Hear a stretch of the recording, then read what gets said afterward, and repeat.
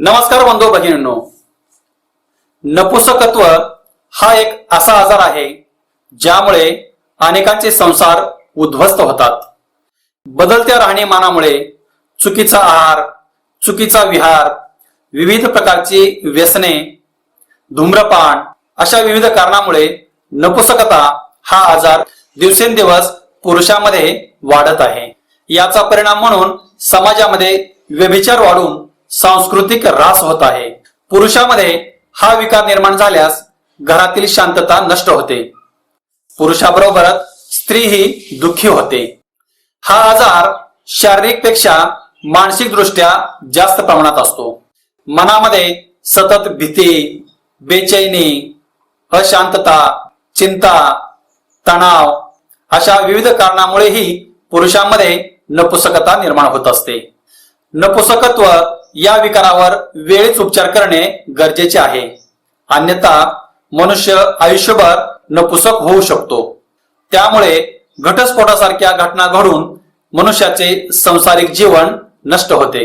ही नपुंसकता का निर्माण होते, त्याची कारणे कोणती आणि ते घालवण्यासाठी उपचार कोणते, हे आज आपण या व्हिडिओमध्ये पाहणार आहोत।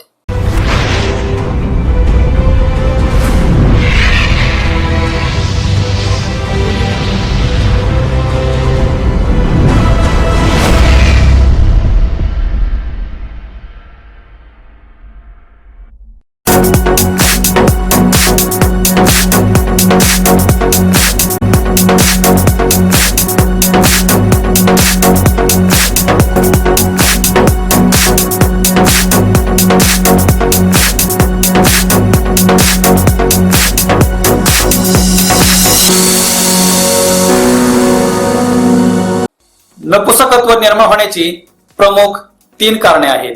पहिले म्हणजे जन्मजात नपुंसकत्व, दुसरे म्हणजे मानसिक कारणांनी आलेले नपुंसकत्व आणि तिसरे म्हणजे शारीरिक कारणांनी आलेले नपुंसकत्व। जर हे नपुंसकत्व काही शारीरिक व्याधीमुळे निर्माण झाले असेल, जसे मधुमेह, किडनी विकार, तर या नपुंसकत्वावर उपचार करण्यापूर्वी हे नपुंसकत्व ज्या आजारामुळे निर्माण झाले आहे ते आजार नष्ट करणे गरजेचे असते। मानसिक कारणांनी जर हे नपुंसकत्व निर्माण झाले असेल तर प्रथमतः त्या व्यक्तीचे समुपदेशन करणे हे खूप गरजेचे आहे।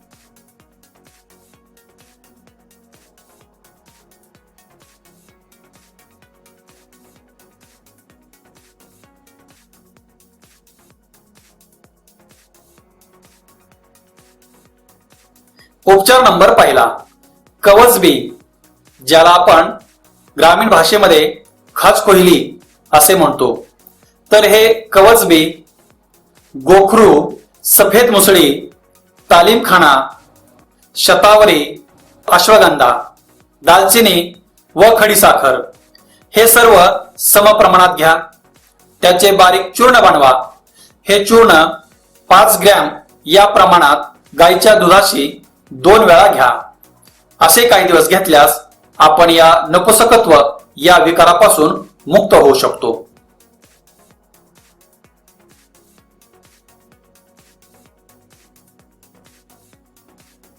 उपचार नंबर दुसरा, आवळ्याचा मोरावळा घ्या। 2 नग अनुषपोटी खा। त्याचबरोबर सोबत चांदीचा वरख हा 1 वरख मधाबरोबर चाटून खा। त्याचबरोबर 1 ग्लास दुधामध्ये अर्धा चमचा खसखस टाका आणि हे दूध उकळा आणि कोमट असतानाच रात्री झोपण्यापूर्वी प्या। असे काही दिवस केल्यास या नपुंसकत्वापासून मुक्त होऊ शकतो।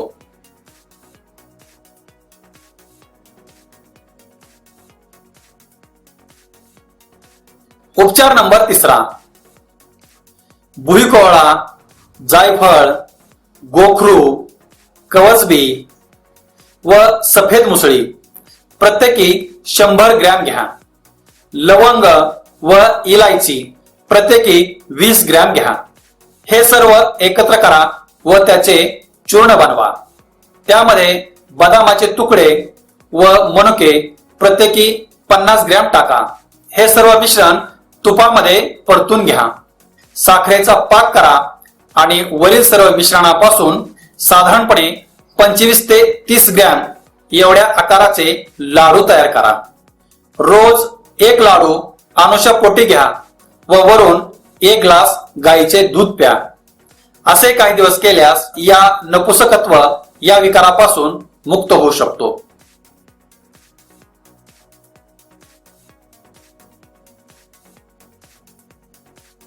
उपाय नंबर 4. लसणाच्या पाकळ्या घ्या, त्या खलबत्त्यामध्ये बारीक वाटा, त्यामध्ये त्याच्या तिप्पट मध मिसळा आणि हे तयार झालेले मिश्रण एका बाटलीमध्ये भरून ठेवा. ही बाटली थंड जागेवर ठेवा. 21 दिवसानंतर याचा औषध म्हणून वापर करा. साधारणपणे 1 ग्रॅम औषध घ्या आणि सोबत 1 ग्लास गाईचे दूध प्या. असे काही दिवस केल्यास नपुसकत्व या विकारापासून मुक्त होऊ शकतो.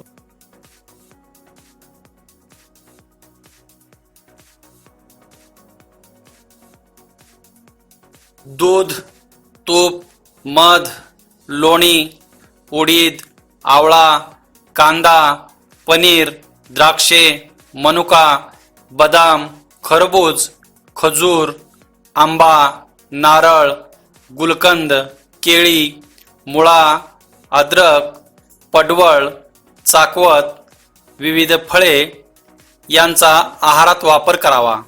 शांत व प्रसन्न ठिकाणी झोपावे. त्याचप्रमाणे नियमितपणे योगासने व प्राणायाम करावा. खूप तिखट, खारट, तीक्ष्ण व उष्ण पदार्थांचे सेवन, मद्यपान, धूम्रपान, अतिमैथून, शोक, चिंता, क्रोध, भीती व जागरण अशा प्रकारच्या गोष्टी टाळाव्यात. तर अशा प्रकारे आपण या नपुसकत्वावर उपचार पाहिले. जर आपणास हा व्हिडिओ आवडला तर लाईक करा, शेअर करा आणि आमचा YouTube चॅनल सबस्क्राईब करा. त्याचबरोबर शेजारील बेल आयकॉनवरती क्लिक करा म्हणजे आमचे येणारे पुढील व्हिडिओज आपणास पाहता येतील. धन्यवाद.